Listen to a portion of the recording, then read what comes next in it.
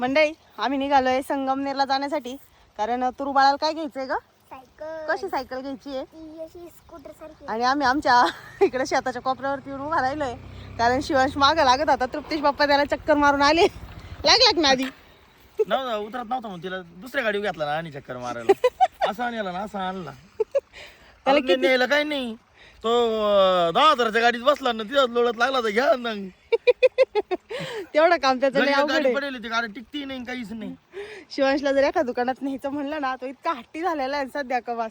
नाही रे भाऊ न्यानं बाई चव घालून घ्या नाही स्वतःची. आम्ही ना त्याला असंच एकदा लोणीला घेऊन गेलो होतो. एवढीशी गाडी घ्यायची होती.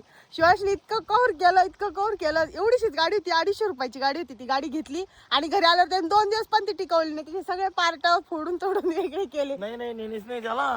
तृप्तीश बाप्पा डायरेक्ट हातच जोडीत बस. आणि त्यावेळेस मी त्यांना म्हणत होते की ना आपण शिवांशला घरी ठेवू, तर मला म्हणले नाही रे, म्हणे लेकराला घरी ठेवून जातो आपण, दरवेळेस त्याला फिरायला नेऊ. एकदाच नेलं तर परत त्याने इच्छाच नाही ठेवली परत त्याला सोबत घेऊन जायची.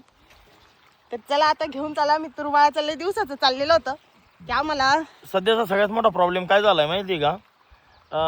बरेचसे पालक काय करते, आम्ही जे दिवस काढले तसे दिवस आमच्या पोरांवर नको, ही लय मोठी समज चुकीची. त्याच्यामुळं पोरं लय हट्टी होत चालले. डेंजर. आमच्या शिवांश तर लय हट्टी झालेला आहे, तरी पण म्हणजे आम्हाला पहिले वाटायचे जे दिवस आपण काढले ते दिवस आपल्या पोरांवर नाही आले पाहिजे, पण नाही, ते लय लाड केला का ती लाड होतो. धाक पण पाहिजे. धाक पण पाहिजे. आता हे आमच्या लय दिवसाचं चाललं होतं का नाही, मला सायकल घ्यायची आहे. 2-3 महिन्यापासून गाणं नाचत आहे आमचं. मग आता दुधाचा पगार झालाय, 2-3 दिवस झाले चाललं होतं. तर म्हटलं चला आज जाऊ. आता आली आहे शाळेतून दुपारून, आहे का नाही? हा चलो. आता रस्त्याला हिवट नाही, निघली डोक्याला ऊन लागते, ऊन वाटले.